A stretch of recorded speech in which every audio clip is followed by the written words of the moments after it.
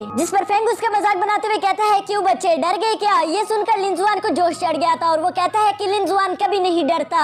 जिसके बाद लिंजुआन फौरन से जंप करते हुए उस सी ड्रैगन के सामने खड़ा हो गया था, जबकि दूसरी तरफ फेंग भी अपनी सारी एनर्जी उसमें ट्रांसफर करना शुरू कर देता है। इस हाई अमाउंट ऑफ एनर्जी की वजह से हम देखते हैं कि लिंजुआन के आसपास एक स्पिरिचुअल बॉडी बन गई थी, जिसके बाद वो अपने गधे का इस्तेमाल करते हुए सी ड्रैगन को बहुत ही बुरी तरीके से पीटना शुरू कर देता है। यहाँ फेंग और लिंजुआन के साथ काम करने की वजह से उस सी ड्रैगन को इस बात का अंदाजा तो हो ही गया था कि मैं इन दोनों के साथ अकेले फाइट नहीं कर सकता, और इसी वजह से हम देखते हैं कि वो सी ड्रैगन फौरन ही हार मानकर वहाँ से चला जाता है, जिसके बाद वहाँ की सिचुएशन दोबारा से नॉर्मल हो गई थी। अब यहाँ सी ड्रैगन को हराने के बाद ये दोनों आमने सामने खड़े थे। तभी ये दोनों आपस में बात करते हैं कि दो जिस्म एक जहां हम कैसे हो गए। तभी अचानक इन दोनों को याद आता है कि ये जरूर उस पीयरलेस बीट की वजह से हुआ होगा, जिसकी वजह से हम दोनों ही कनेक्ट हो चुके हैं। यहाँ ये जानने के बाद लिंजुआन को काफी ज्यादा गुस्सा आ रहा था। वो फेंग का कॉलर पकड़कर कहता है कि ये हमारे साथ क्यों हुआ, मुझे तुम्हारे आधे जख्म को क्यों झेलना पड़ रहा है। जिस पर फेंग भी गुस्से में आकर उसे पीछे की तरफ झटक देता है। ये बात लिंजुआन को अच्छी नहीं लगती और वो बड़ी तेजी के साथ आगे बढ़ते हुए फेंग को पंच करने ही वाला था। तभी फेंग साइड पर हट जाता है, जिसकी वजह से लिंजुआन सामने वाले बास्केट से तगड़ा गया था और उसके ऊपर काफी सारे पिन फिशेस लग जाती है, जिसकी वजह से उसे काफी ज्यादा चोट भी लग गई थी।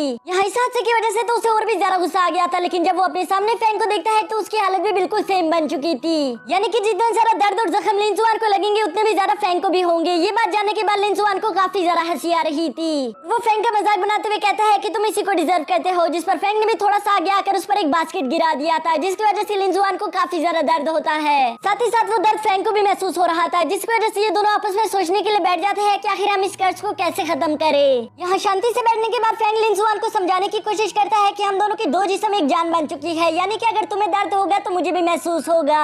इसके अलावा हम दोनों अपनी एनर्जी को भी एक दूसरे के साथ शेयर कर सकते हैं। तभी ये बातें करते करते इन्हें ध्यान आता है कि हम एक दूसरे को टेलीपोर्ट भी कर सकते हैं, क्योंकि लास्ट टाइम भी मैं खुद अपनी फिर से टेलीपोर्ट होकर यहाँ पर आ चुका था, तो हो सकता है कि हम दोनों एक दूसरे को टेलीपोर्ट करके वापस भी भेज सके। ये जानने के बाद फेंग कहता है कि हाँ शायद ऐसा पॉसिबल हो सकता है, जो सुनने के बाद लिंजुआन कहता है फिर जल्दी करो, मैं जल्द से जल्द तुमसे पीछा छुड़वाना चाहता हूँ। और इसके बाद हम देखते हैं कि इन दोनों ने स्पेल कास्ट करना शुरू कर दिया था ताकि ये लिंजुआन को टेलीपोर्ट करके यहाँ से वापस अपने घर भेज सके, लेकिन इनका ये स्पेल काम नहीं कर रहा था, जिसकी वजह से इन लोगों को समझ नहीं आता कि आखिर ये क्यों नहीं काम कर रहा। तभी लिंजुआन कहता है क्यों ना हम इस स्पेल को डिफरेंट पोस्टर में ट्राई करें, हो सकता है कोई ना कोई पोस्टर इस पर काम कर जाए। ये बात जानने के बाद फेंग को पहले तो काफी ज्यादा एम्बेरसमेंट हो रही थी, लेकिन इसके अलावा वो लिंजुआन से अपना पीछा भी छुड़वाना चाहता था, इसलिए वो इसकी ये बात मान जाता है। यहाँ ये लोग काफी तरह के पोस्टर ट्राई करते हैं, लेकिन किसी भी पोस्टर में वो स्पेल काम नहीं कर रहा था, जिसकी वजह से इन लोगों ने हार मान ली थी। तभी अचानक से इन लोगों को याद आता है कि हमें एक दूसरे के साथ थोड़ी सी नजदीकियां बढ़ानी होगी, तब शायद ये स्पेल काम कर जाए। और ये लोग जैसे एक दूसरे के नजदीक आते हैं तभी हम देखते हैं कि उस स्पेल ने काम कर दिया था और लिंजुआन वहाँ से टेलीपोर्ट होकर वापस से अपने फिश के पास आ जाता है।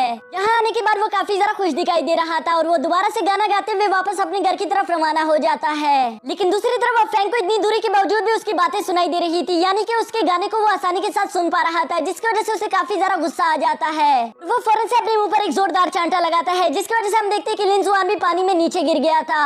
और वो गुस्सा होते हुए कहता है कि बेवकूफ, तुमने ये जानबूझकर किया, अब तुम मेरी बातें भी सुन सकते हो, ये कितना ज्यादा एम्बैरेसिंग है, यानी कि अब मेरे पास कोई भी सीक्रेट नहीं रहेगा। वो इस तरह की अजीब अजीब बातें कर ही रहा था कि तभी फेंग अपने मुंह पर एक दोबारा से जोरदार चांटा लगा देता है, जिसका दर्द यहाँ पर लिंजुआन को महसूस हो रहा था। और वो कहता है कि बस बहुत हुआ, तुमने हद पार कर दी। और ये कहते हैं उसने काफी ऊंची जंप कर ली थी, जिसके बाद उसकी डॉल्फिन ने भी ऊपर की तरफ मुंह कर दिया था और फिर तो आप लोग जानते ही है कि वो कहाँ पर गिरा होगा, जिसकी वजह से इन दोनों को इतना ज्यादा दर्द महसूस होता है कि इन दोनों की चीखें निकल गई थी। और इसी वजह से ये दोनों कहते हैं कि हमें जल्द से जल्द इस कर्ज को खत्म करना होगा।